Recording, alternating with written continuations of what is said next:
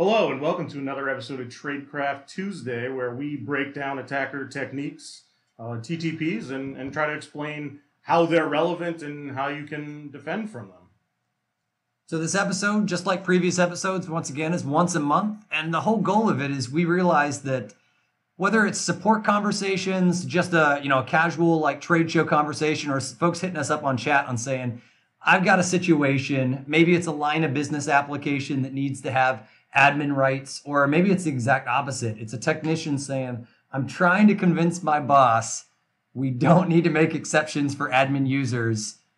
What can you give for me? And I think the easiest thing that we realized was there was a giant gap in that need. So we're going to break down a little bit of news from the last month, but this whole episode is going to be all about how can hackers exploit this in real time, doing some live demonstration, pulling up some real novel security research you probably haven't seen before, and really diving into why that security boundary is so important to delineate between users that have no privileges and admin users who have more or less the keys to the castle, or that local castle. Right. So without further ado, somebody want to take the news? All right, let's get into the news. So since the last Tradecraft Tuesday we did a month ago, some of this, for some of you who really keep up on the security stuff, might seem like old hat, might seem like we're bringing up stuff that happened forever ago. Really, the whole point of this is we try to pull out interesting bits from the news that, we can kind of build around a theme, or that we can give some additional insight into to say, hey, here's why this is important. Here's why this matters. What can you do with it? So the very first one we're going to start off with is a blog post by Tavis Ormandy from Google Project Zero, in which he describes a flaw in the Windows message passing system that basically allows unprivileged Windows to send all kinds of messages to higher privileged Windows. So what you can think about here is maybe I'm doing some work, I've opened a window that's an administrative command prompt, I need to be able to do things as an admin, but I also have lower level windows, like maybe my Slack or something else, right? If somebody compromises one of those lower level windows, they can send messages to my administrative command prompt and execute code as an administrator. So this might seem like, oh, that's weird, that never happens. Well, actually, if you're a user of Chrome, you have this situation every day where every one of your Chrome tabs actually runs as a low privileged process. And whenever it needs to do things like read files or save files or print, it has to communicate with its parent process to allow it to do that. And so there's that normal thing there where you can communicate between them, but everybody kind of just assumed that there had to be some sort of existing relationship, whereas Tavis pretty much displayed to everybody that, no, you could send any messages to any window ever, and this bug has existed for 20 plus years. So, that was pretty interesting. Definitely think about this kind of stuff when, like I said, when you have an administrative command prompt open. Maybe don't leave it open all the time. Open it, do your stuff, close it. It's funny, these old legacies Chris mentioned, old school functionality, not even so much a bug, more like a architecture design flaw that Tavis helped uncover that's been there forever. And I think you'll notice that the recurring theme of security is perfect prevention isn't possible. Minimize your attack surface. So little things as simple as I'm leaving a command prompt that's elevated open, there could be some additional attack surface. Obviously, these started getting more extreme, but that's part of the reason that we're bringing it up here, with the theme being security boundaries and how to abuse them. This one was kind of a perfect way to kick off the show, and it's less than a month old. So we've already posted a link. Obviously, there'll be a link included in the description of this video. But I think, that's a good way to start thing. Followed up by last month, right? We were talking more about the remnants of Bluekeep. It looks like, for those that aren't following, right, Bluekeep was that remote exploit for several versions of remote desktop protocol. And things have kind of only got a little bit more hairy, right? Yep. So, one of the things that we noticed that was brought up here was, since our last episode was remote code execution vulnerabilities, very similar to Bluekeep, have also been patched, and it was unearthed during Microsoft's process, from what I understand of, while they were doing R&D, while they were working with it, while other security researchers were also poking the attack surface of remote desktop. they discovered some of these new vulnerabilities, and I think it even included Server 2012 R2 for sure, and Windows 10. I don't recall 16 or not, but that's another one of those. I pulled these versions directly from the MSRC blog, and they did not suggest 2016, so that could be, it may not be vulnerable. But these are pretty devastating. And this is the thing that happens a lot, right? Somebody comes out, publishes a bug in an attack surface that maybe hasn't been looked at in a long time, or really maybe has never been looked at a lot, and the crowd just kind of jumps on it. Everybody starts taking a look, trying to find other bugs there. And this is a result of that same type of thing. And one of the reasons why these are so bad is these are very easily wormable vulnerabilities. So you can attack one computer and turn that computer to start attacking every other computer, and next thing you know, the whole internet is attacking each other. And so, Microsoft says go out, patch these as soon as you can. And, we found people even still today who are still vulnerable to Bluekeep. A lot of people have open RDP to the internet, maybe because they have small install bases. They don't want to put a whole VPN in front of it, but they still want to be able to remote in and do things. We recommend that you do not expose RDP to the internet because that opens up a whole new attack surface as far as brute forcing credentials and just remote code execution vulnerabilities like this.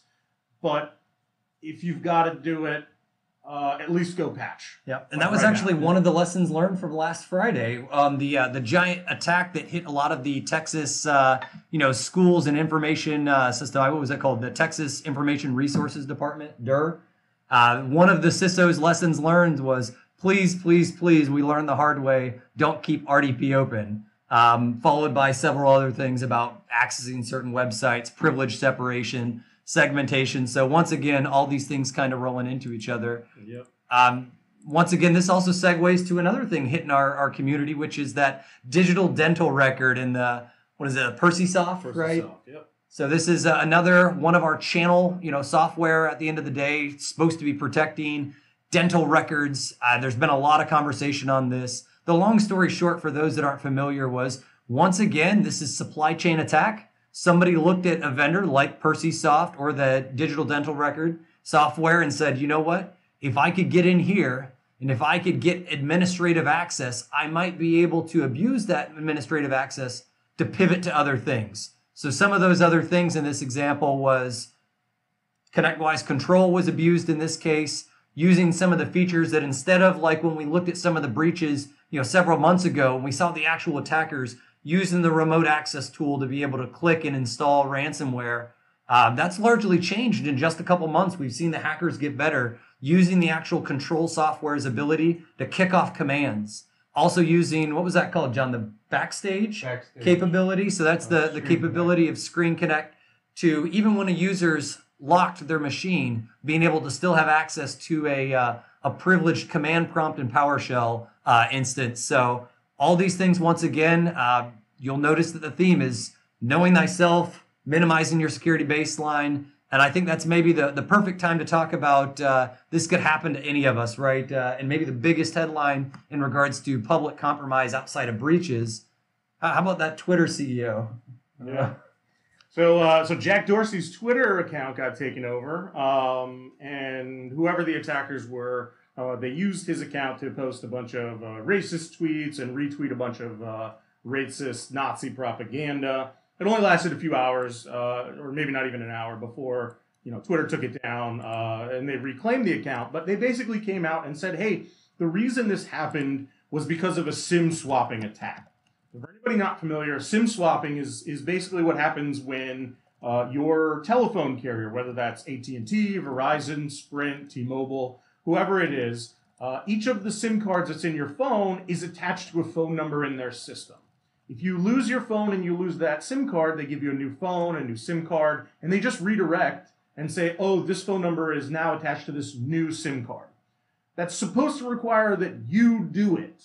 But what attackers have figured out is that they can call up or talk to their buddy or somebody they know, pay somebody off who's at one of these telecom carriers and say, hey, I want you to switch this phone number over to this phone that I can control. So now they go try to log in as Jack Dorsey. It says, oh, hey, we're going to send you a two-factor SMS to your phone. Instead of Jack Dorsey's phone, it goes to the attacker's phone. And now the attacker can log in and is bypassed 2FA.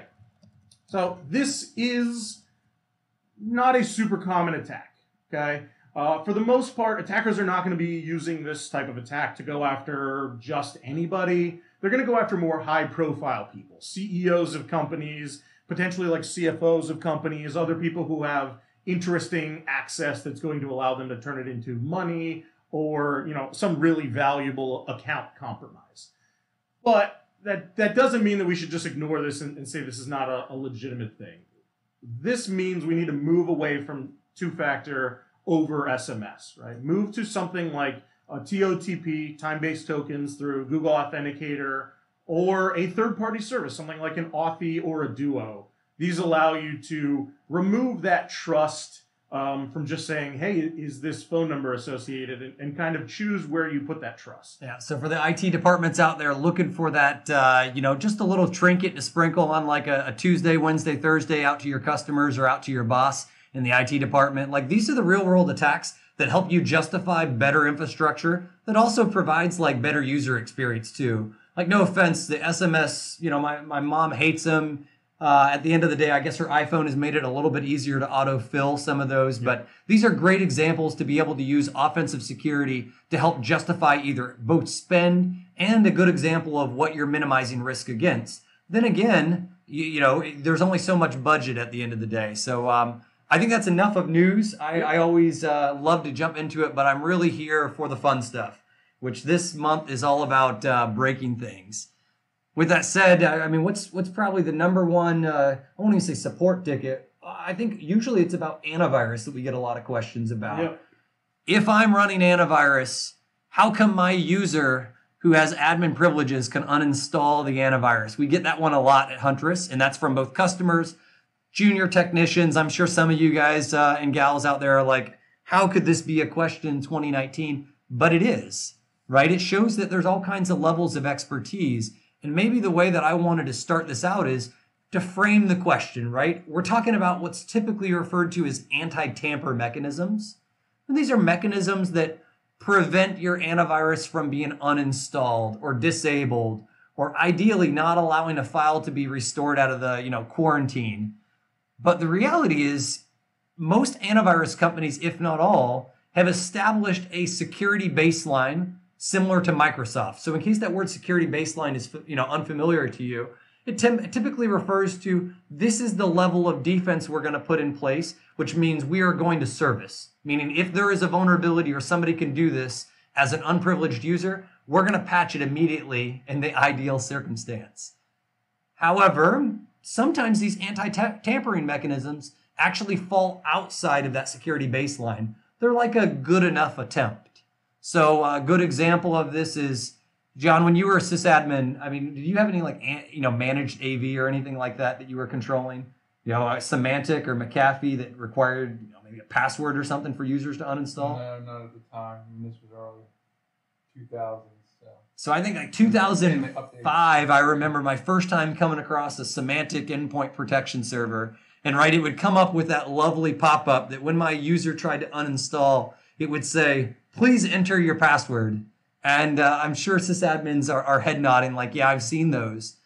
Sometimes we forget that those mechanisms really are,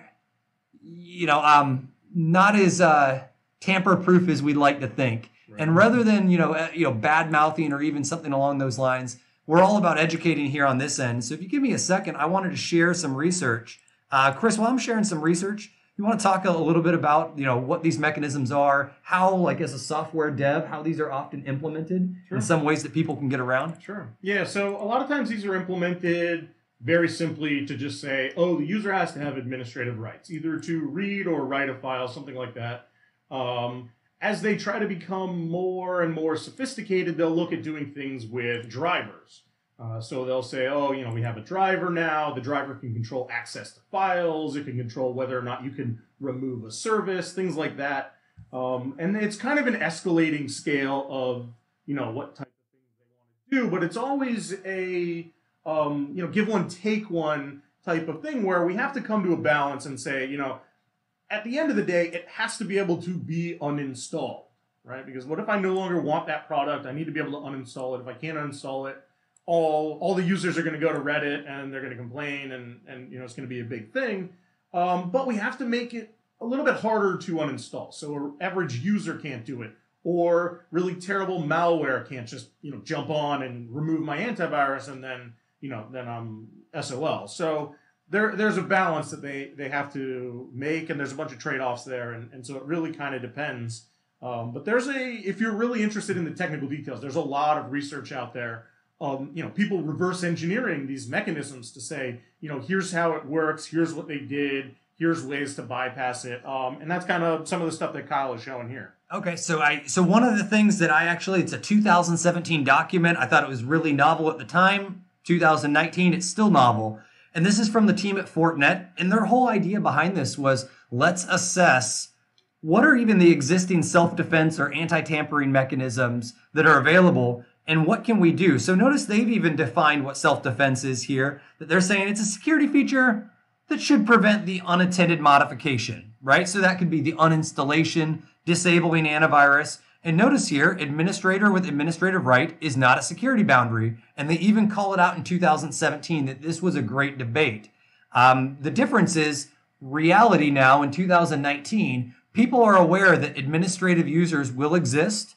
You've got to do what you can to self-protect. But I really wanted to use this article to start highlighting on how some of the most common software gets abused. They actually found multiple exploits. Some of them are 0 days. Some of them are just abusing features. Like, for instance, if you're a managed service provider and you take over or onboard a new company, and there's somebody's old managed antivirus product is installed on there, you need to get it off, right? So at the end of the day, to be able to remove that software, there sometimes needs to be a backdoor for you to be able to properly administer these computers. It's really no different than an IT team of an acquiring company. You acquire a new company and you have to undo some of their own security mechanisms.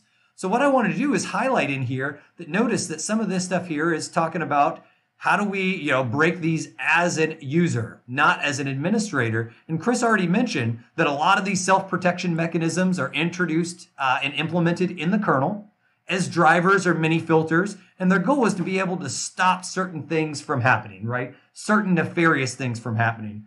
As we go a little bit further in here, I want to actually, gloss over some of the high level, more technical features here, but there's different ways to be able to abuse this software. Some of the times it's just as simple as deleting a file. Other times it's making a registry change. And sometimes it gets really low level, which means communicating to the actual antivirus product or driver itself, turning the antivirus on itself. So let's go take a look a little bit about how this looks like in real life.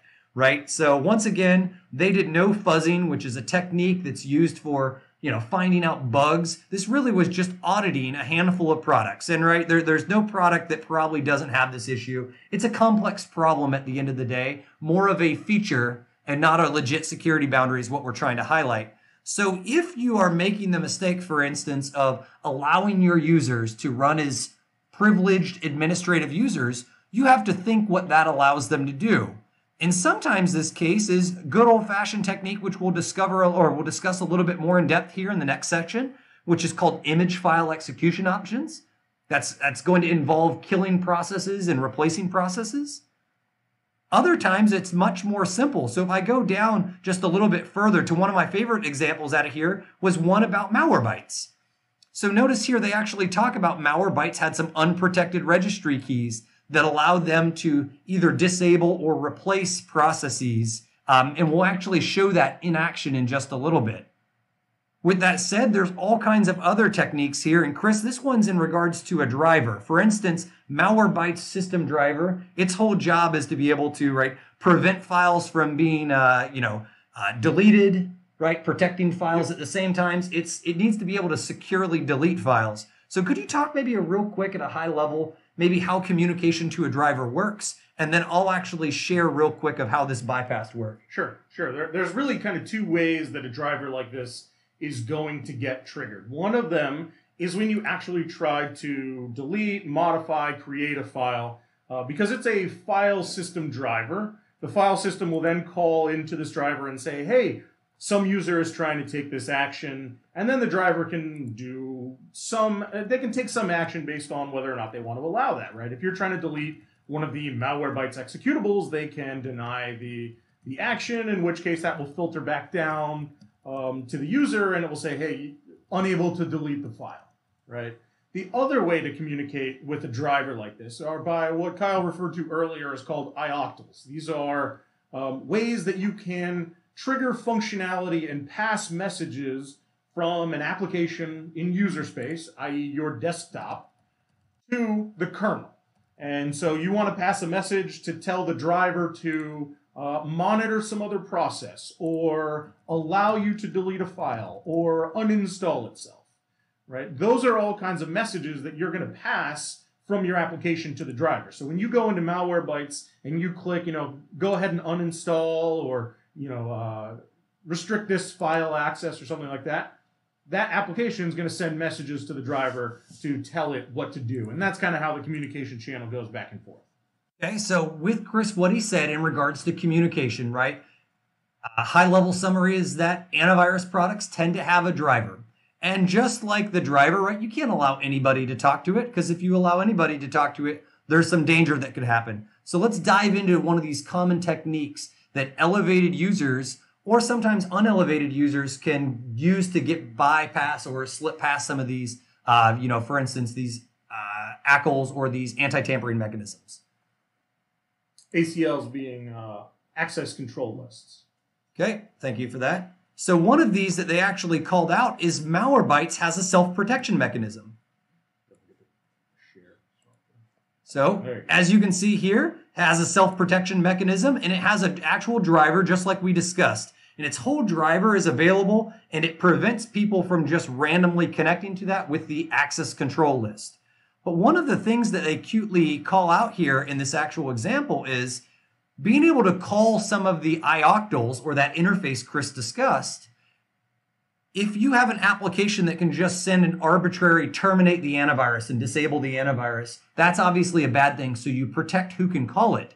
And so Malwarebytes actually implemented smartly a system that says, only I can execute this command, right? That's kind of like authentication, right? Mm-hmm. I authenticated John. Yes, John, you're good. You work at Huntress. You can do that thing. That's how Malwarebytes works, which is a great idea of great engineering. But notice that one of the techniques they called out here is great old school process hollowing. And we've previously talked about injection, which at a high level, what this means is you have a target process, which is, you could imagine in this example here, this would be a Malwarebytes application that's allowed to be able to call the ioctl. You take your malware, whether as an admin or an unprivileged admin, depending on how the system is set up, you inject your malware into the new target process, which you could imagine that's a bad day for everybody. But now you're running your payload as Malwarebytes. And if you can successfully get that injection, by the way, there's a whole MITRE's attack framework, has whole articles on how process hollowing works and all the different malware in case you're into this stuff and really want to dive deep. But the long story short is you become Malwarebytes' own executable here. And hence the reason, as an administrator, especially if you can inject into this privileged process, you're now able to send some of these ioctls to maybe even disable the antivirus itself or bypass. So great example, and there's dozens of these, right? Kaspersky has similar type of problems that you can load different payloads. But let's pull a step back real quick and talk about other mechanisms. I actually called out on here. I said, well, one of the coolest techniques that I'm aware of is just going through and disabling or deleting antivirus files sometimes, or deleting files that really matter. So as I was browsing for other common techniques, one of the things I stumbled across was Twitter. Twitter's a great resource where you can sometimes find a resource that tells you exactly how to do this. So for instance, if you're a user of Sophos, somebody actually tweeted, this is about a year ago, Sophos, to remove the antivirus from Mac OS and bypass the tampering mechanism, you simply need to be able to run a privileged command. So you have to be admin here. You have to kill the privileged process, which is Sophos, and then remove a file, which is this Sophos antivirus file out of the library directory. And then you can run the removal tool. And at that point, that's more than enough to be able to get, past this technique. And there's nothing that's overly, special about that example. This is vendors all over the place tend to have this, that if you're an admin, you can't do these. So another screen that I'm sharing here is Avast, right? Avast, we've all seen this before. And in case you've never seen this before, this is the type of screen you typically see. Even though you're an admin, you run into a please allow me to uninstall. Yes, you can uninstall if you provide me a password type experience. Right. Super common. And it asks you, do you want to continue? But what if you don't have the password once again, right? This user only has admin privileges. They just don't have the IT department's password. So once again, they actually go in here and show that instead of providing the protected Avast password, one of their techniques, and AVG has a very similar code base now that Avast and AVG have bought each other. And you see that the long story short is they come out and said, you know what? Within the Avast and AVG software, there's this encrypted file called asw.rsep.dat. And all you need to do is delete this file and the password lock is removed. And voila, you can delete it using these tools. Oh boy. And that's what it allows you to do it. So a great example of files. John, I know you've been overly quiet over there, and I know some of the things that we were talking about was, some of these things that you can bypass are as simple as changes to the registry. You want to talk a little bit, John, just a high level of like the difference between HKey current user and HKey local machine and how some of these settings apply, to the whole machine, because that's going to allow me to tee up for this next part here. You're going to do the IFEO? I think that's a good segue. I'm going to show one example of one last registry bypass, and then I'm going to bring up a VM. So I think that's a good place for it. So Kyle mentioned the HKey current user, which is when you log into Windows, your profile is loaded. That is your registry hive. And the user-specific settings are stored in HKey current user / your SID, whatever your SID is.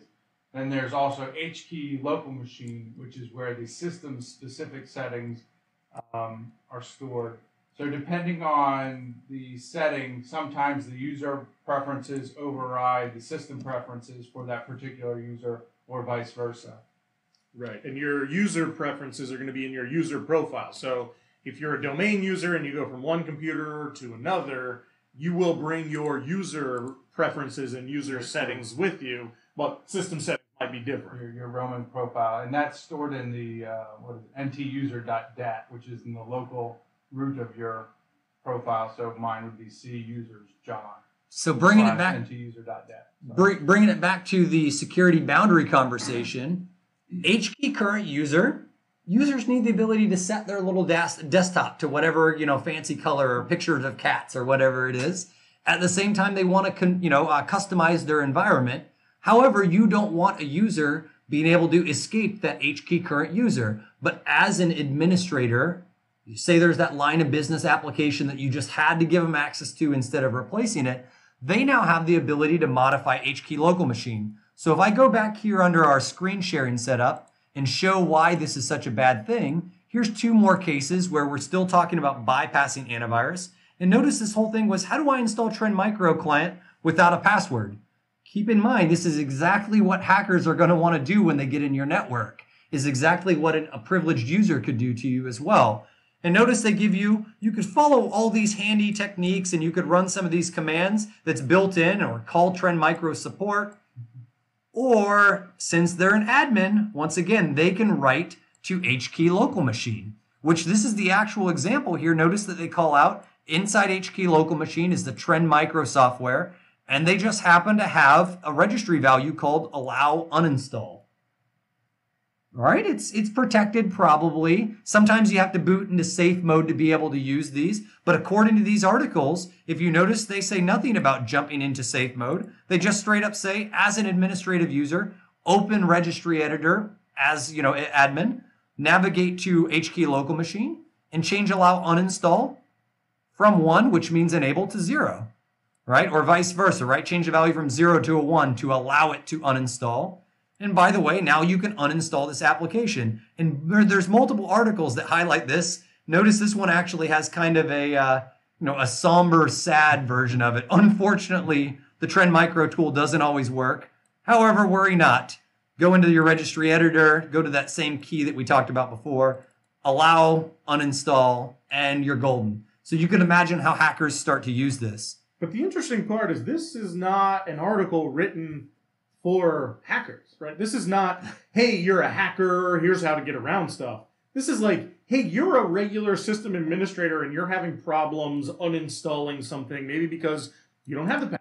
Right? Maybe one of your users who has local administrative privileges installed this, they moved on. Now you're trying to remove it as the administrator, but you can't because you don't have the password, right? So there's goes back to the trade-offs again of like, you can't make it so something is completely unable to be uninstalled because then your only option there is to, re-image the system and start fresh, and maybe that's not a thing that you want to do.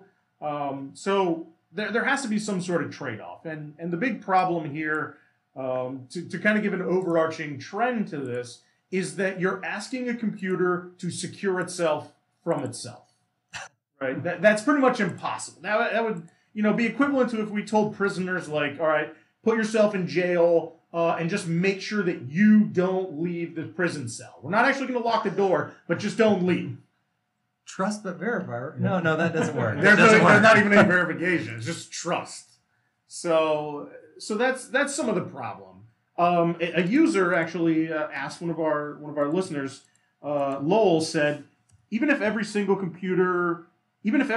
tamper-proof mechanism could be bypassed by a hacker, it still stops the majority of users and basic malware from doing it. And he goes on to ask, why is it that Huntress doesn't have any of these, any protections built in thus far? No, that's a great question, right? We actually took a step back and said, what is our own internal security boundary as a company?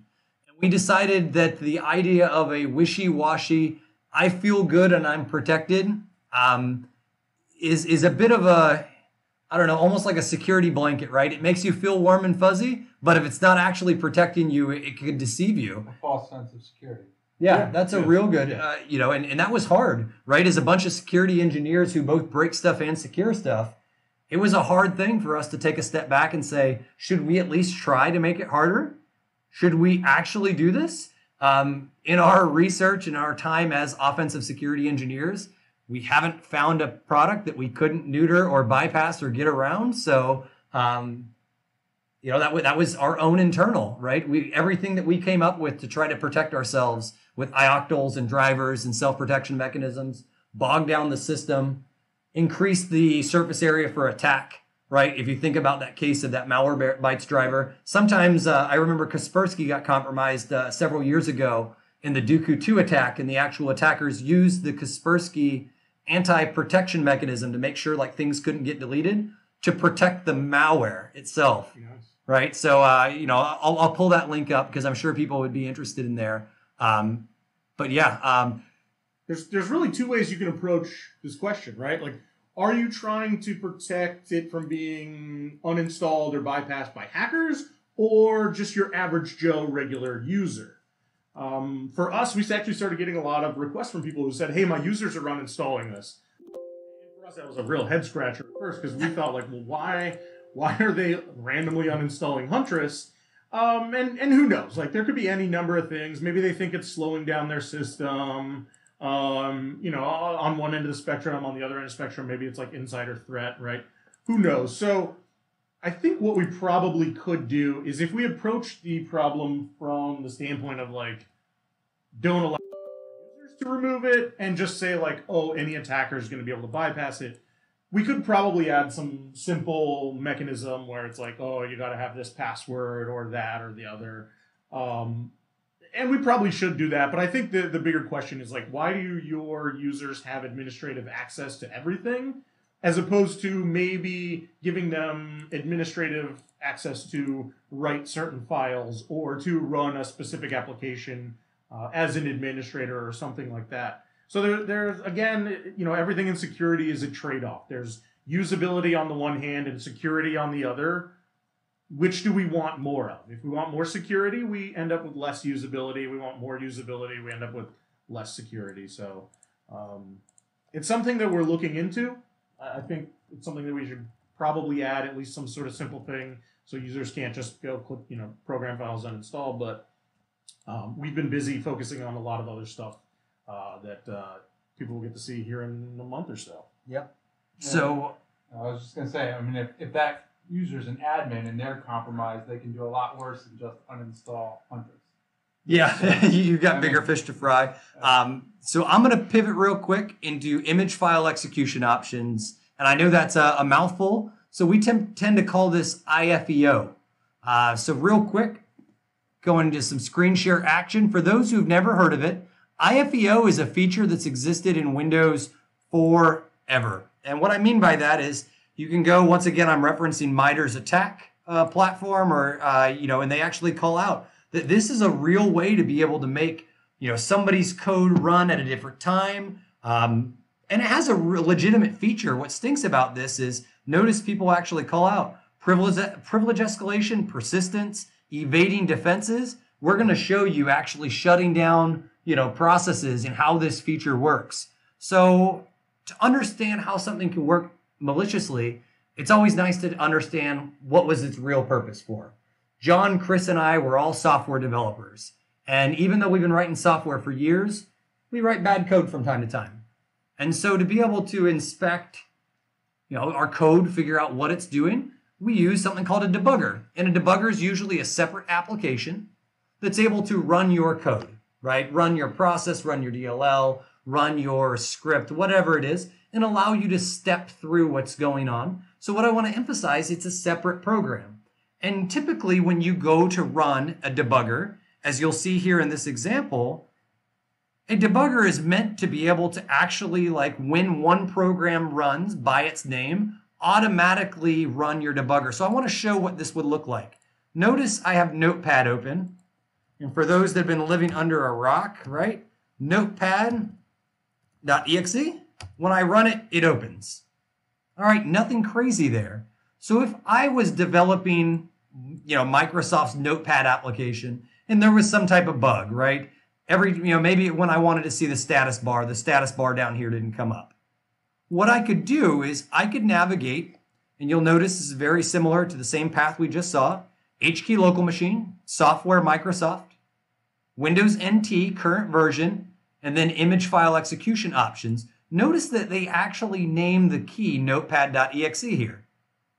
What I want to share is, on my case of this Windows 10 VM here, image file execution options already exist, and there's tons of applications that already are present. But not all of them, and if you notice, none of them ship with an option over here. This is called a value called debugger. So what I'm going to do is I'm going to go ahead and create myself notepad.exe. And notice notepad.exe, by creating that, it does nothing. Notepad.exe will run just fine at launches. But we mentioned it has a feature called a debugger. And if we create a string value over here and call it debugger, Microsoft has a cool technique under the hood, and it says if a debugger value exists with, once again, this is in HKey local machine. So as John mentioned earlier, a normal unprivileged user couldn't even write to this section of the registry. But if you did have these privileges, I could call this debugger and say I want a different application to automatically spawn. Somebody want to make up an application for me? Calc. Okay. The calculator, calc.exe. Yeah.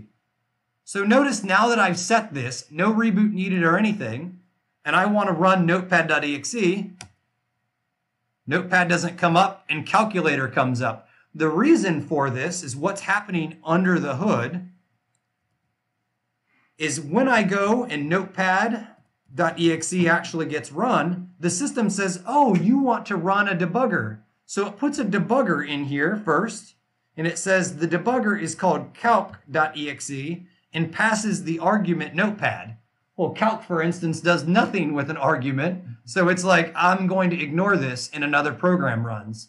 So I think for those that even have never heard of this technique knows where this is going real quick, right? So this is a great for process substitution. John, can you share a little bit about what you typically see on ThreadOps of how this technique is used in the wild, like daily? Yeah, actually, if you can share the image I pasted into the thing, one of the malware families that we see all the time is called JRAT. It's a remote access tool written in Java. They wrote it specifically because Java doesn't get flagged, Java exe, and then there's just some random executable name that gets run afterward. The JRAT installer typically does this technique. It disables, it just spews forth everything and tries to disable everything that it possibly can. Yep, I got it up right now. This is one of our remediation instructions from a host that was infected with JRAT. And you can see that JRAT said, okay, I want to disable RawShark, which is a component of Wireshark. We've got in there the mbam service, which is malware bytes, Viper and Sunbelt AVs. It just tries to disable every possible executable that it knows about. And what it does is it creates these registry values with the debugger value set to service host. And when you run service host, svchost.exe by itself, it does nothing.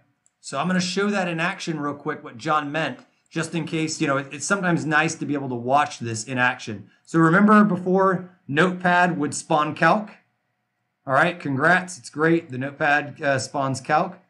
What John was mentioning, hackers have learned that SVC host, the legitimate application in Windows, keep in mind if we set this to SVC host, what this will now do is call svchost.exe, and the argument that it passes to it once again is Notepad. But when we go to run it this time, notice Notepad, SVC host is a hidden window. It doesn't come up. Its process spawns real quick, but we get absolutely nothing there. So I think this is maybe a good chance to take a look to see, does anybody have questions how this works? I see there's some Q&A because we're going to show a little bit more about how this is used and all kinds of other things that you could do. Yep. We don't really have too many questions specifically about this. We have a question about crypto mining. So somebody wanted to know, is crypto mining still an issue for MSPs? Are we still seeing that? And if so, what are some of the signs that it's running? So I think probably John's probably best position to answer this. Signs that it's running. Huntress doesn't see processes and monitor processes, so signs that are running are from what I've heard. But a lot of it is we'll get complaints about system resource usage fairly high or some strange network traffic. Network traffic will be a big giveaway. If you were to compare ransomware and crypto mining, ransomware is going to be doing a lot of CPU usage and a lot of disk usage, but crypto mining is not writing anything to disk. So in that case, you're going to see CPU usage and a lot of network traffic where it's sending out all the stuff that it's done to get checked. I'm trying to think. The big ones we saw last year when the Kaseya vulnerability was used to push out Monero, but since then, it's just been here and there, nothing major. Yeah, I wanted to share, this is a blog by the Alien Vault team here real quick that's really timely. This is from last year, I recall, when crypto coin mining, right, when Bitcoin and all the currencies were at their all-time high. What do you know? It was much more popular. Right. When the currencies crashed, it went back to ransomware. Yeah, I mean, it makes a huge difference, right? Like if Bitcoin is at $6,000 or $20,000, even a partial will make you a lot more money. So let's go to, once again, back to the screen share here and show you what, the actual case. Once again, this was late 2018, about a year ago, right at the height of, I think if you take a look at Bitcoin pricing and things along those lines, where we were seeing a lot of these payloads that when they would infect, one of the first things they would do is drop a coin miner, right? Using your electricity and your CPU to gather coins. And if we take a look, I remember this one that noticed that Matto Miner, in addition to all the other nonsense that it dropped, right? Deleting host files, all kinds of things like that to prevent communication out or enable communication. One of the first things it did was with an IFEO debugger, it actually created the command that was run here as task kill. Works just like the SVC host example that we saw earlier. Prevents one application from running. So I think that's a great example of how to tie these things together is yes, we still see crypto coin miners, not as frequently. With that said, we see a lot of these mechanisms of, for instance, with the crypto coin miner, they don't want to be stopped. So they purposely try to disable either anti-tampering mechanisms or kill the entire antivirus by itself.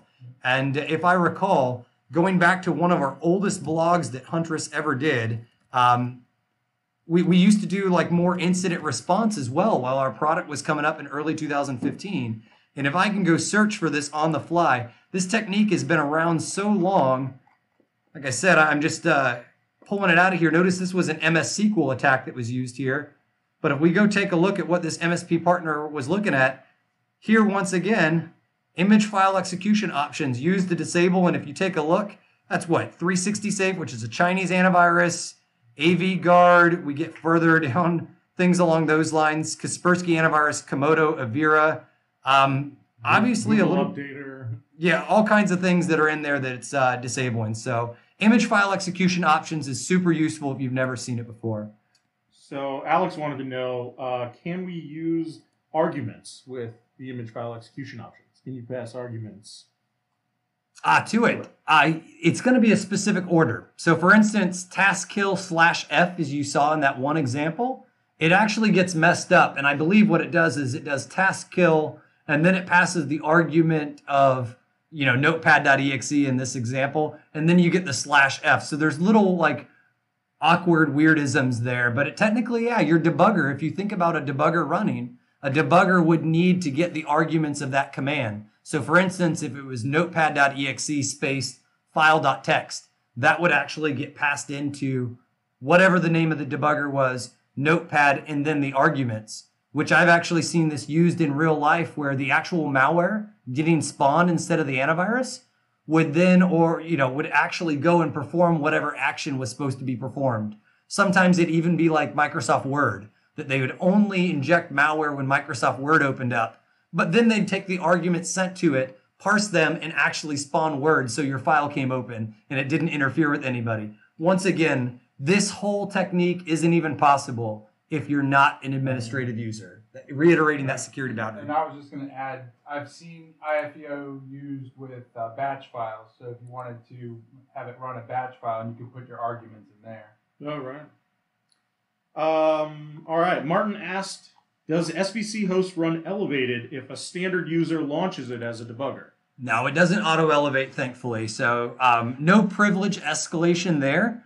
But sometimes you can actually find cases where, because of something's commonly named, you might be able to actually get something that's running as a service and use image file execution options, which remember, you got to have admin rights already. So not quite the same as privileged escalation, as opposed to more like indirect execution of a privileged process. So thankfully, SVC host runs as the user in this case. It's not getting like system privileges or something along those lines. Are there any limitations to which applications you can run through IFEO? I would say your mileage may vary. I actually had a huge amount of testing that I did, and I actually noticed some applications when run through image file executions, even though it didn't have a screen, it was windowless. All right, the window was hidden. When I ran it through SVC host, sometimes I get a flash, which is bad for hacker OPSEC, great for us as defenders. So let's be happy that that sometimes happens. Right. Let's see. So Anonymous asked, on the earlier compromises you mentioned, was ConnectWise control actually vulnerable, or was it exploited after credentials were harvested? No, we've never seen, as of yet, control or really any software. Kaseya several years ago had an actual vulnerability, but the control example earlier, just good old-fashioned, credential compromise. Users in the IT department, whether it was some other application, keystroke log, we don't know where the creds came from at the moment, but thank goodness it was just control being used as an application for nefarious purposes. Right. So one of the other things that people ask us from time to time is, well, Kyle, why don't you protect Huntress and prevent the application from, being disabled? And we mentioned earlier that that's stuff that we could improve, but there's way more attack surface than just the process. And one of them is manipulating the network traffic. And one of my funniest examples here is, what if you, what good is your cloud-based malware product if it can't talk to the cloud? Right? Yeah. If you have the definitions from 6 weeks ago because somebody modified anything in your system to prevent you from going out to that website, what does that do? So I think one good way to actually show this is an old school feature. I don't know how many, typically Linux admins know a little bit more about the host file than on the Windows side of the house, but this is another one of those really exciting examples of how a privileged user could not or can do something that an admin user can't. So I'm going to bring up with some more screen sharing, but while I'm getting that set up, guys, you want to talk about the purpose of the host file back in the day? Sure. DNS resolving, how that worked? Yeah. I was going to say, it's old early like DARPANET. They were passing around a host file to each other. Right. So they, because there was no DNS, so the colleges would send around this host file, and if you weren't listed in the host file, people weren't going to find you. Right. Yeah. So DNS, a domain name service, was created for the purpose of allowing you to not have to remember a bunch of IP addresses or pass around these host files. Right. So if I say google.com, I can go out and I will get an IP address or a list of IP addresses where I can reach google.com. Before that was created, like John was saying, there used to be a text file that would associate some name with an IP address, and so that way on the internet you could talk to all these different computers before we had DNS, and so it just kind of became to Unix and some of the early Linux stuff. When they built Windows, they added that in there as well, which a lot of people don't actually know exists, but it's the same format of the file. It's super basic. You can provide an IP address and a host name, and whenever your computer tries to look up that host name, it will first look in the host file, which is the interesting part. So if I go in there and I change Google to some IP address, instead of my computer going out to saying, hey, who's google.com, it'll say, oh, it's in the host file. I already know who that is. Let me just go with what I know.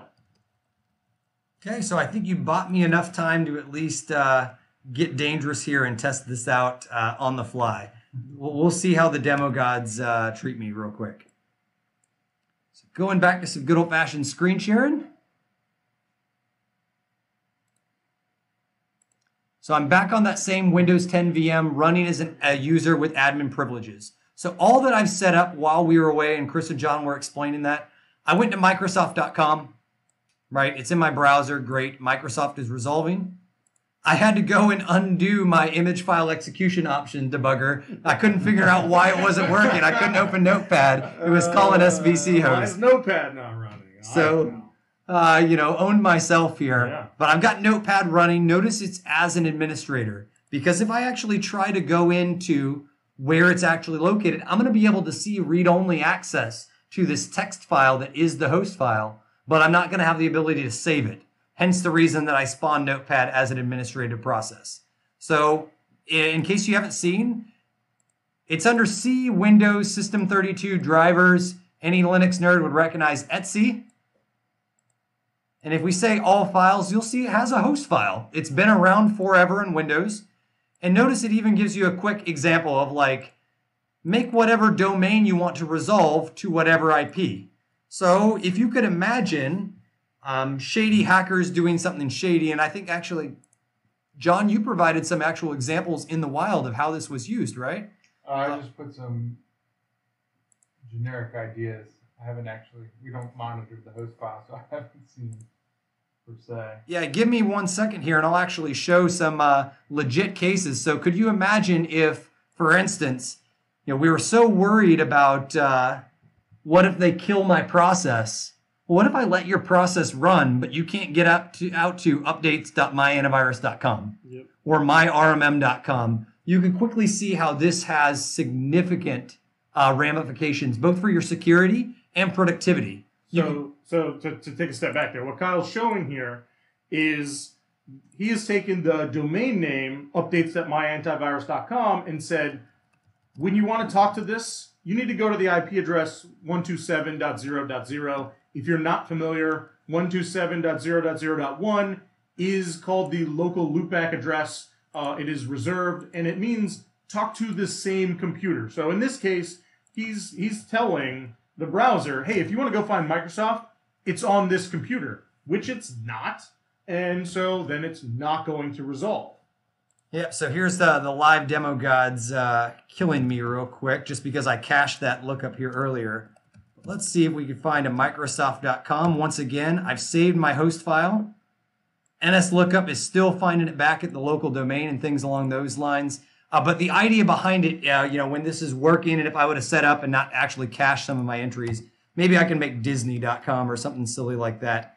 Keep in mind, the whole idea behind this is just preventing legitimate traffic from going to where it needs to go, or even in shadier cases, it could be redirecting that traffic to something else. That's why like security mechanisms like certificate pinning, that you don't just blindly trust you're going to a DNS name. You either want to pin it to, its SSL or TLS certificate, some type of fingerprint there that allows it to do its thing. I imagine if I give this VM a reboot, and maybe we'll actually do it, we could see this, demo go down. Let's see if I can actually get to my Disney.com, and I'm routing just fine here. So we'll give the VM a reboot before the end of this thing and make sure that the host file is actually referenced. But this is how it works, and this technique has been around forever to be able to minimize where you're going. But the reality is you don't even need to use some of these old school techniques. Sometimes you can get away with built-in operating system features, and I don't mean like the host file, even though that is a built-in operating system feature. One of the best things of research at Black Hat Europe 2017 came from IBM, right? Their team that focuses on offensive security. Notice they released a whole thing here on evading, bypassing, and disabling Microsoft's new advanced threat protection product. And they ran a number on this brand new product. And some of the stuff that they actually did here is they start talking about why they went after this new attack surface, what they were going to prevent, right? How could they evade some of this new product? All the different versions and updates that were coming out to it. And the real juicy stuff is further below. So notice the first thing they talk about is how do I get a foothold in the network? And they talk about how do they gain access and maintain long-term access. But the next question is, once I'm in that network, what do I do? And so, they start talking about, I'm now in this situation where Windows, starting with 17.03, now it's 19.03 is the most newest version of Windows 10. There's all kinds of these great new features for blocking PowerShell and things of that nature. But notice some of their best things, despite all these great artificial intelligence or machine learning based tactics and techniques, their new Defender ATP has all kinds of new capabilities saying, I'm finding process injections, privilege escalations, process hollowing. It's got all kinds of crazy new features that the original Defender didn't have that obviously make it harder for somebody to get a foothold. Now, this whole thing is about, well, we're post-breach. We've already got access, right? And if your users post-breach have admin access, that enables this attacker to do some crazy dangerous things. So for instance, as you're doing reconnaissance, you have different ways to do reconnaissance. And I'm going to go straight into that case that we talked about earlier before, which was the host file in places. Notice they actually said taming the beast here, trying to be able to beat this new antivirus capability. So they start looking, can I kill it? That's things that we were already doing, right? Talking about image file execution options as well. But they ran into some issues where some of the processes within, anti-malware Defender was actually a new Windows 10, what they call a protected process, meaning that they actually do some additional stopping. But notice the cat and mouse game that we talked about before. It's always this case of what can I do to get around your new defense? So for instance, they used the ability that Project Zero announced that there's an actual way to use, if you're an admin user, for those that aren't familiar, this is the Service Control Manager, SC, and they found a way that they could reconfigure Trusted Installer and be able to tell it, run command.exe and stop Windows Defender and delete Windows Defender and then restart Trusted Installer to do this as a bypass to disable the protected process. Needless to say, that's a thing that you as an unprivileged user could not do. So that's a great example of that attack surface. Keep going on here. This is a great statement by one of my favorite researchers, Matt Graber. He came out and said, look, in the assumed breach world we now live in, how could you possibly, say it doesn't matter, you're already admin? The reality is, as an administrator, you should do whatever you can to prevent yourself from getting into that security layer, but you should also be willing to go toe-to-toe with what this takes. And notice that they actually came out and said, look, ATP, not only did we try to find ways to get around in case they found a way to block us from disabling ATP from that Service Control Manager, they found new ways to be able to say, you know what? I can do this similar type technique and disable like the diagnostics tool. So anybody who's not familiar with this service, the Diag Track service is the telemetry service that sends all kinds of stuff back into, Windows Defender's cloud or ATP's cloud. It's very similar to the technique we did with the host file, which was, I'm not going to let you get traffic out to the internet. Not the same thing, but a different approach to accomplish the same goal. And it goes on, right? In regards to hijacking DLLs, there's all kinds of these techniques on how to be able to remove, privileged process light protections, killing processes. Notice more task kill getting denied or enabled. In this case, they actually showed that the new techniques to be able to pull a password out of memory or pull a hash out of memory with Mimikatz was now blocked. But once again, if you come through here and actually change the service name, you can now get this payload to run. So once again, cat and mouse game. That's a lot of words I just threw out of them. That was pretty technical there. So let's take a step back and talk a little bit of then, how does this relate to the security boundary? And what did we actually do as a fundamental thing that we wouldn't have been able to do as a non-admin user? So for instance, I've got a slide open right now that's about how we were able to disable or manipulate the trusted installer service. Want to talk a little bit about the service, what you usually need for privileges? So one of the things that attackers are going to be looking for is misconfigured services, right? So in this case, a service could be run by a lower, or it could be modified and started by a lower privileged user, but the service is going to start as system. Okay, so instead of being started as the user or even as admin, it's going to be started as NT authority system, which gives you a bunch of extra privileges, which is generally meant only for system level processes. And in this case, they were able to modify the command to execute something else and then start the service. So even though they couldn't change the trusted installer executable, they said, oh, hey, when you start trusted installer, don't run trustedinstaller.exe. Instead, run this other thing over here, and now they can use that to make changes. Like you can see, Kyle was showing that they, used that to stop the Windows Defender service. They ran command.exe, they ran the sc command, which is the service controller, and they used that to stop Windows Defender, right? Because you couldn't stop that as a regular user, but hey, as system, you can do whatever you want. So another example they provided of a similar technique was they actually talked about these tampering mechanisms, and they gave a PowerShell example, that I just had open here that I got to track down, that was setting a debug privilege. So one of those things, for instance, NT token privilege here, SE debug privilege, that can't happen as a low integrity user. So that's a great example of what you really did is you neutered their ability to set the debug privilege. And since they can't set the debug privilege, they can't manipulate the trusted installer service that runs the system that allows them to be able to disable the antivirus. So it's once again attack surface all the way down. I see we're going along in the tooth. Yep. We're about 1 hour in. A little bit over. I've got one more technique I want to show, but I think it's equally important for some Q&A. So let's stop some sharing real quick.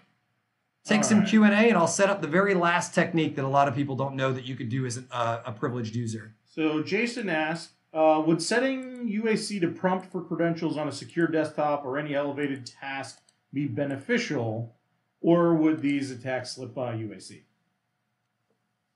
So the answer is UAC, as a user that is in a medium integrity, that means they're an admin, but they haven't right-clicked and said run as administrator. In that circumstance, there's tons of bypasses for UAC, and even though Microsoft has officially declared UAC is not a security boundary, they're still servicing some of these bypasses because they really do work as like a building block to enable attacks. Yeah. So as a medium integrity user trying to get to high integrity, I can't think of one time in 10 years that UAC, since Windows Vista, I haven't been able to get from medium to high integrity. But as a low integrity user, that's privilege escalation. Yeah. And that's much harder. Much harder. Yeah, so it's what Microsoft means by security boundary is it used to be a little more loosely defined. When it initially came out, it kind of meant like any security feature whatsoever. And then they kind of backpedaled from that a little bit when a lot of people started publishing these UAC bypasses, and they're saying, hey, look, we can get around this UAC security feature by doing this or by doing that, or all these things that Microsoft didn't expect. And so Microsoft said, hey, you know what? This isn't a security boundary anymore. And really what it appears that they consider a security boundary and not a security boundary is something they consider pretty perfect, right? Would you agree with that? Like, if there's no real way around it other than some really crazy exploitation or something, then they'll say, yes, this is a security boundary. If it's just another thing that kind of gets in your way, makes the attacker have to work a little bit harder, but can be bypassed, they generally don't call those security boundaries. Privacy. I'm getting ready to show a capability which involves hijacking sessions. But we didn't talk really about, at the end of the day, when you're giving your users access as administrators for whatever line of business application that you have to have, I get it, I've heard the stories, you're really violating the privacy on those boxes. If you think about a user on a shared host, like maybe a terminal services server, or just even like a shared workstation in a lobby, a kiosk or something, if they have admin rights, I mean, John, is there anything that prevents them from taking ownership to files? No. They can go in, they can navigate through anybody's folders, they'll be prompted that you can have access. So that's one way of privacy, but sometimes it's a little bit more shocking. So Chris, I'm rebooting the VM, that way I can show some of the techniques, and I'm logging in some multiple users to simulate. Do you want to talk a little bit about, and John, I know you know a lot about the old Citrix under the hood of RDP, but you want to talk a little bit how sessions work, things along those lines in Windows, multiple users logged in at the same time, things like that? I'm sorry, me or Chris? You said Chris, then you said John. John, take it away. You've been pretty quiet over there. I'm trying to remember the Citrix stuff. So, Citrix, what is it, NT 4.4. The original version of terminal services was co-developed by Citrix, and they had a license on being able to develop even through up till 2000, and then somehow they ended up splitting, and that's where remote desktop services came about. And so instead of buying Citrix licenses, you could just use the built-in functionality into Windows, and they started adding more and more.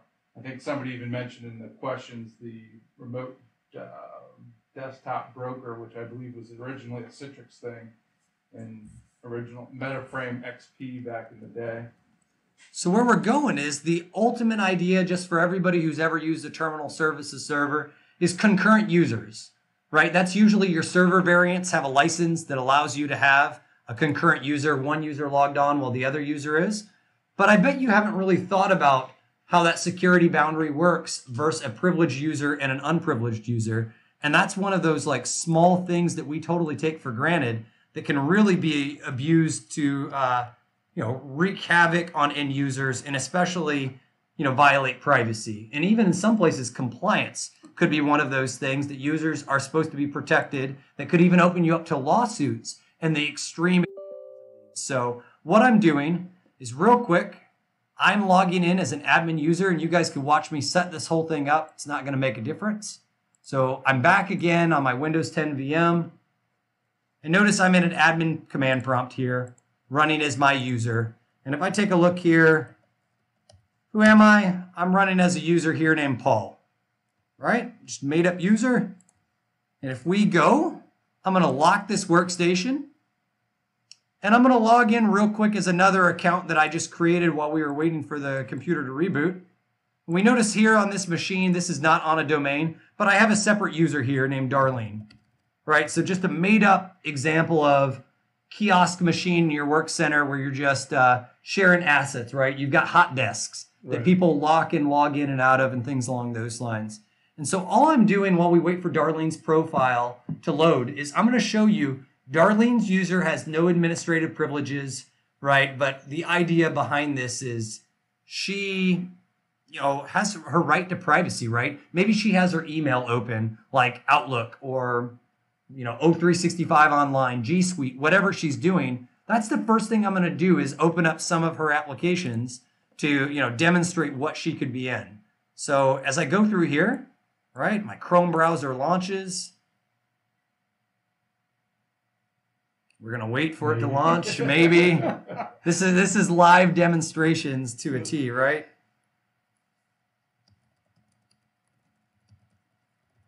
I almost said lovin' instead of login. That's clearly the indicator we're getting close to the end of the episode here.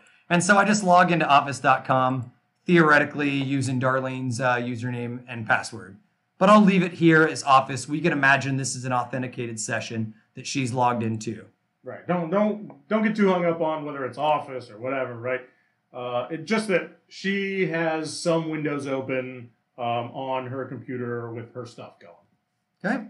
So I'm going to, within this VM, I'm going to lock her account. And I'm going to go back to Paul real quick.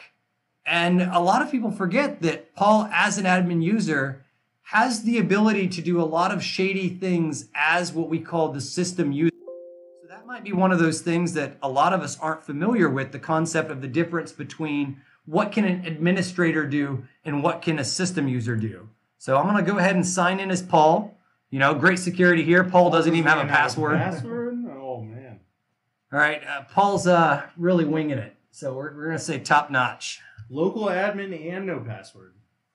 Okay. So, well, I'm getting ready to talk, gents, since we're waiting, on the VM back and forth. There we go. It's important to see here, Paul is an admin user.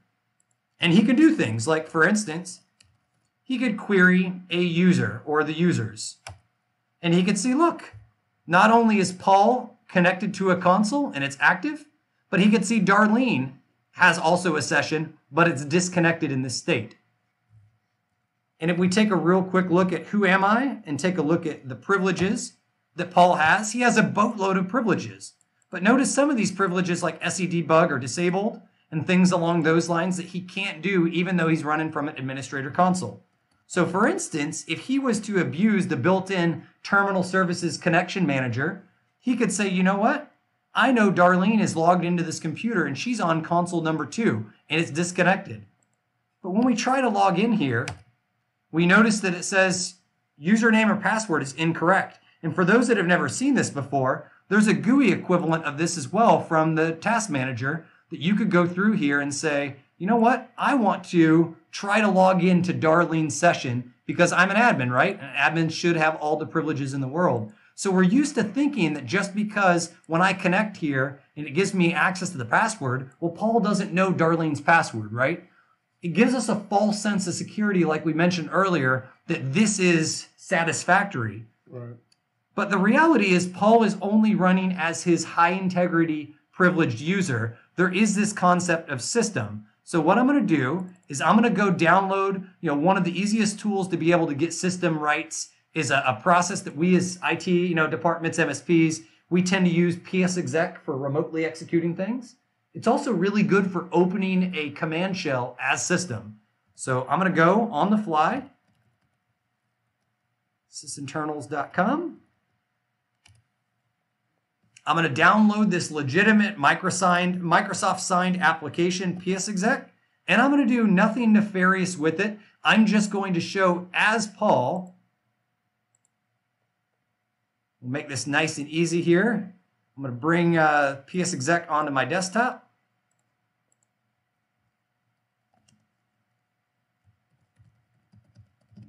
I'm going to CD to, not that file, to his user profile, get to his desktop so we don't have to worry about any of those relative path issues. And I'm going to say, hey, psexec, run me as system. Give me an interactive window, which means like let me interact with it, click, type, etc. And run me command.exe.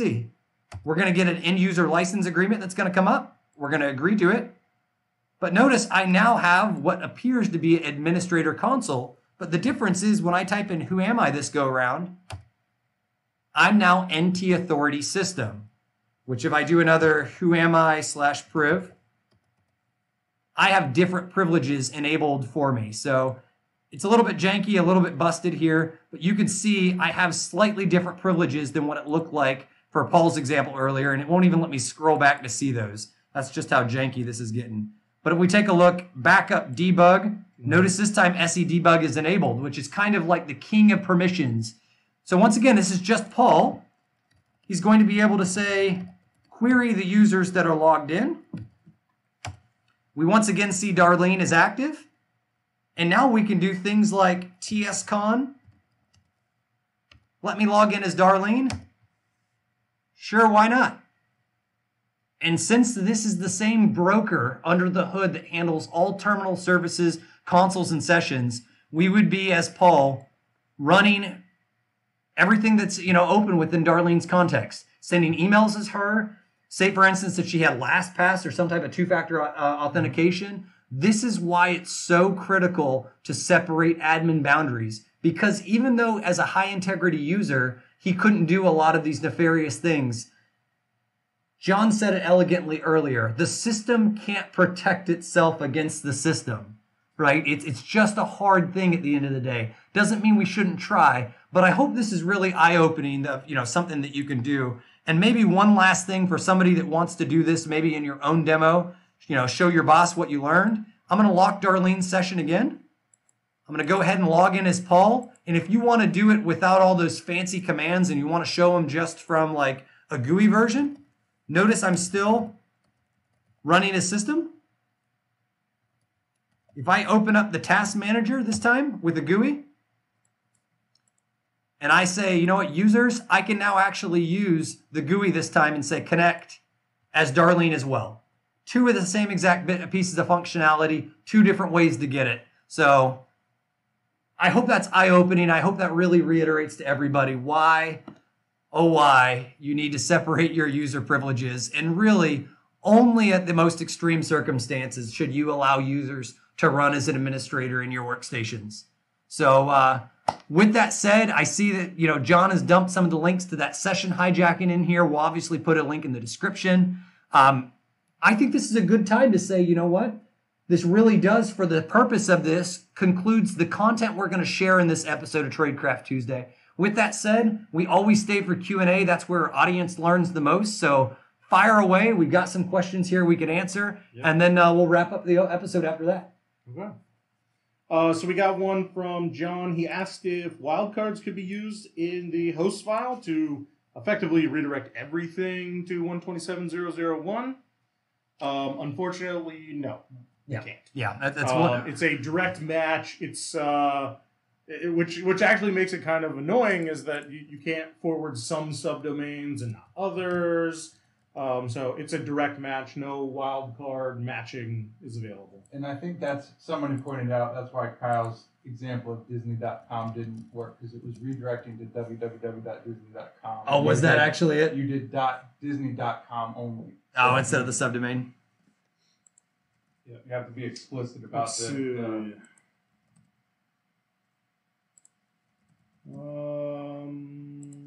Answered that one.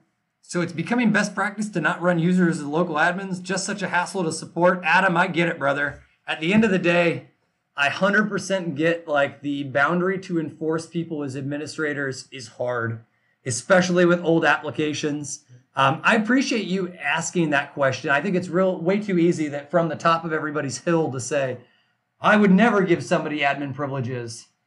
With that said, I can't think of, Chris, during your time as Red Team or even our time as offensive security, I mean, we always found a user that was running as admin, always the exception. Yeah. And it could have even just been like that user was going somewhere remote with no internet access, and they needed to be able to install their own applications. With that said, there are a lot of applications out there that are trying to fill this gap that, kind of UAC doesn't provide completely, which is, how do I allow certain applications or certain processes to run as a admin or system without giving that user the end-all be-all admin privileges? We mentioned auto elevate before. John, you mentioned something else I couldn't remember in the enterprise space. Do you remember what the name is? And I hate to put you on the spot that way because I don't. No, I don't remember. But there's a couple of these applications for some of these. It'll temporarily give you admin access if you request it. It's like a token, a one-time token to be admin to do what you need to do. But I was going to say, even like some newer applications they install to the user's profile now. Problem, like when Microsoft changed, when they switched, when XP became the norm, everybody was used to running on Windows 98, where everybody essentially had admin privs. And so they came up with the power users group, where you had some limited capabilities. You could install applications, but there were system specific things that you could not do. And it seems that Microsoft kind of got away from that, but not everybody's applications have caught up. Right. It's been 20 years, so It's pretty hard to get granular with the permissions. Like John was saying, is like it's hard to say like, well, you can do these specific things, but not these. Which means it's also hard to say like, hey, you can run this application, but not that one, and this one is admin, and this one not. It's I don't know. It's hard. I don't know how else better to say it. I mean, there are some other tools like we talked about before, Auto Elevate, that will allow your low privileged users to temporarily get additional privileges, so that they can do something, and you can approve that and manage that centrally. So there's things like that, but it's not an easy thing. But again, if your users are admin, somebody said, hey, just treat them like they're adults, but adults still make mistakes. Adults still open emails with ransomware. Those kind of things happen. So just try to get the least privileges that you can. I mean, most of these people, like we were saying, they're not nefarious, right? Like your users aren't intending to delete stuff and do bad things. They just don't know better. Yep, I agree. They don't know better. What other good questions do we have floating in here? And it looks like we have a handful. Do you have any recommended best practice for 2FA, MFA? Internally, we handle credentials with two different approaches. The first one is going to be password manager, ensuring that everybody has every random credential. When we can't use single sign-on, we try to use single sign-on everywhere, whether it's Google Authenticator or Google Login or SSO provided by Azure, whatever those is. We try to kill passwords, period. Right. If the application requires a password, everything goes into LastPass. That way we can, as a high level, do queries against the passwords without actually seeing the passwords to see if there's duplicates. That way preventing password reuse. At the end of the day, we don't believe that that's a perfect strategy, so we use two-factor. And we use Duo internally. We use Duo on our application. We're pretty happy with Duo's opportunity. And I think for managed service providers, there's licenses available. IT departments as well. There might be something allowing you to use it internal. But really reach out to those teams to ask. With that said, there's others. There's plenty of others. It's a struggle. I mean, for us, one of the things that we're always looking at is okay, we've got accounts at all kinds of different third-party services that we use, either for social media or running our systems or things like CRM, all those kind of things, right? And what we tell all of our users is, like Kyle said, use LastPass, generate a unique password for every single application that you're going to use, and enable two-factor. But how do we as a company go around and ensure that everybody has two-factor on every system, right? I'd have to go log into 40 different places and remember all of them and make sure and nag people. It's easier if you just have single sign-on, right? Like if you can push everything through a single sign-on, make sure that single sign-on has two-factor enabled and everybody has to have two-factor turned on there, then you can kind of limit the scope of all of the things that you might be concerned about, whether or not they have two-factor or not. On the downside, now you have one login kind of for everything, so there's no great solution. It's a hard problem. Yeah, definitely hard. Great project-based work, obviously, to be able to sell. And we're huge. These examples, for instance, all the stuff we brought to you in this episode of Tradecraft Tuesday, these are great ways that when you're getting together with your, maybe you're getting together with your CISO, or you're the CISO briefing the board, or you're the MSP doing your monthly or quarterly business review. These are the type of things that you could show them and not tell them. Why do you need this? And obviously, if you're, all-in services and you just say you get it or you don't, that's a little bit easier. But sometimes you got to be able to justify what you're using. And I'm a big fan of show them, not tell them. So I hope that some of these tradecraft is useful for you to be able to justify why you need to minimize that admin privileges. Let's see. Any other questions here? Somebody mentioned a scenario earlier I liked, actually Edward, and I think I recognize this Edward, which, by the way, brother, I appreciate your help previously on some of these incidents. He mentions nobody in his environment is given admin privileges, whether it be network-based or local or even as an administrator. I don't log on as an admin unless I must, and even if I do, I limit my logon time and only perform a task as needed. That is a great example of minimizing privileges.